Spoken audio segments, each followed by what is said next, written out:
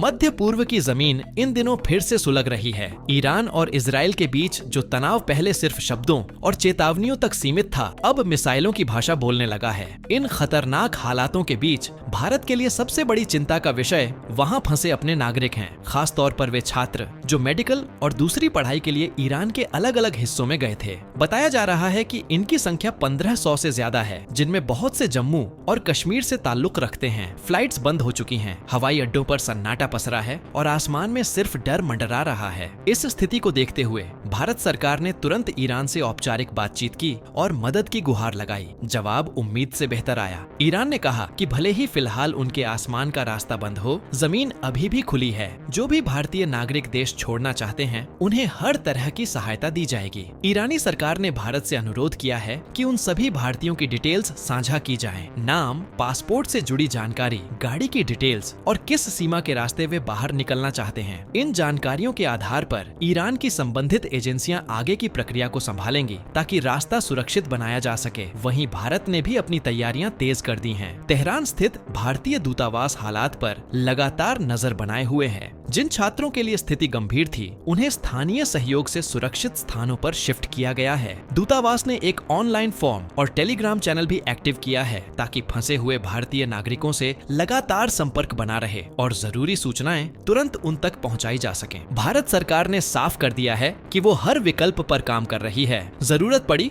तो आसपास के देशों में विशेष जहाज भेजे जाएंगे और वहां से भारतीयों को सुरक्षित भारत लाया जाएगा। इससे पहले भी भारत ने यूक्रेन और इराक जैसे संकटग्रस्त इलाकों से अपने नागरिकों को बिना नुकसान के बाहर निकाला है। इसीलिए इस बार भी भरोसे की कमी नहीं है। ऐसे हालात में यह जरूरी है कि ईरान और भारत के बीच जो द्विपक्षीय भरोसा है वो बना रहे। ईरान के सकारात्मक रुख से इस पूरे ऑपरेशन को बड़ी मदद मिलने वाली है। यहाँ तक कि अगर इजराइल को भी बताया जाए कि किन इलाकों में भारतीय छात्र मौजूद हैं, तो वह भी उन इलाकों में कोई कड़ी कार्रवाई से बच सकता है। लेकिन चिंता की एक और बड़ी वजह अब सामने आ रही है। ईरान की संसद में कुछ ऐसे कदमों की चर्चा चल रही है जो स्थिति को और भी गंभीर बना सकते हैं। ईरान अब उस अंतर्राष्ट्रीय परमाणु समझौते से बाहर निकलने की सोच रहा है जिसे एनपीटी कहा जाता है, यानी परमाणु हथियारों के प्रसार को रोकने वाला वैश्विक करार। यह समझौता दुनिया भर में परमाणु शक्ति के इस्तेमाल को सिर्फ शांतिपूर्ण उद्देश्यों तक सीमित रखने का प्रयास करता है। लेकिन अगर ईरान इससे हटता है तो पश्चिम एशिया में पहले से जल रहा बारूद और ज्यादा भड़क सकता है। ईरान ने 1970 में जो परमाणु समझौता साइन किया था, अब उसी से बाहर निकलने की हलचलें शुरू हो गई हैं। बीते सोमवार को ईरान के विदेश मंत्रालय के प्रवक्ता इस्माइल बघाई ने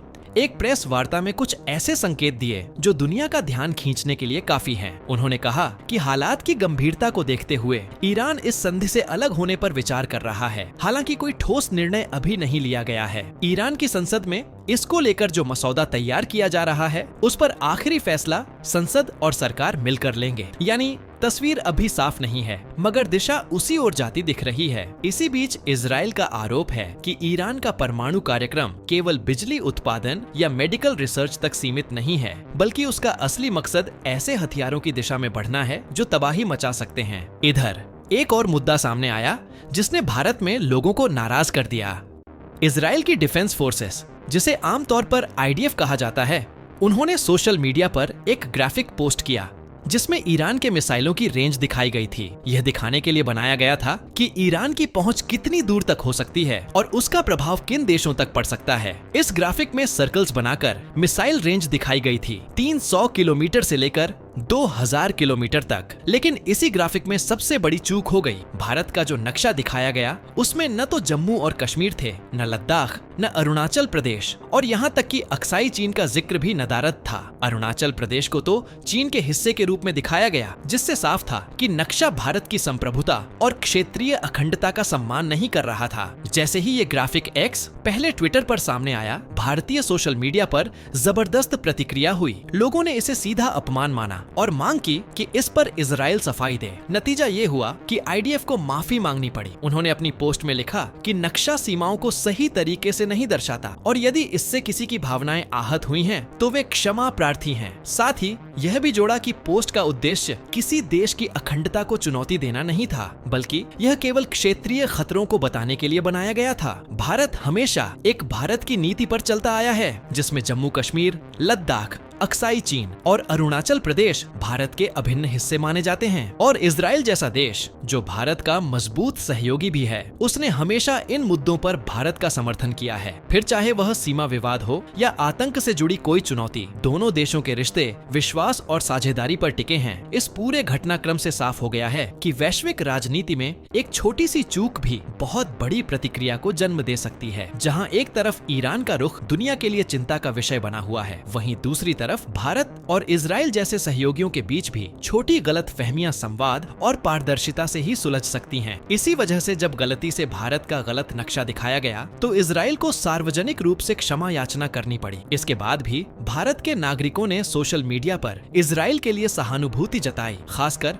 मौजूदा संघर्ष के दौरान। लेकिन यह भी सच है कि भारत की आधिकारिक स्थिति इस मामले में काफी सोच समझकर तय की गई है। जब यूनाइटेड नेशंस में गाजा में संघर्ष विराम को लेकर प्रस्ताव लाया गया, तब भारत ने उसमें भाग नहीं लिया। यानी भारत ने वोटिंग से खुद को अलग रखते हुए एक तटस्थ रुख अपनाया। इस फैसले पर भारत के भीतर राजनीतिक बहस भी शुरू हो गई। विपक्ष के कुछ बड़े नेताओं जैसे शरद पवार ने कहा कि भारत की हमेशा से नीति रही है कि वह शांति का समर्थन करता है, लेकिन अब जिस तरह से भारत इजराइल के साथ खड़ा दिख रहा है, वह पहले से हटकर और चिंता पैदा करने वाला है। उनका यह भी कहना था कि भारत अब खुलकर एक पक्ष की ओर झुक रहा है, जो कि उसकी पारंपरिक संतुलित विदेश नीति से मेल नहीं खाता। यह भी चर्चा का विषय है कि भारत ने यूएन में वोट क्यों नहीं किया। एक बड़ा कारण यह भी माना जा रहा है कि अगर भारत इजराइल के पक्ष में खुलकर वोट करता तो देश के अंदर इसका तीखा विरोध हो सकता था। इसलिए भारत फिलहाल सीधी हिस्सेदारी से बच रहा है। लेकिन जो संकेत मिल रहे हैं वे यही दिखाते हैं कि भारत की सहानुभूति इजराइल के साथ है। मामला तब और दिलचस्प हो गया जब खुद इजराइल के प्रधानमंत्री ने भारत के प्रधानमंत्री से सीधे संवाद किया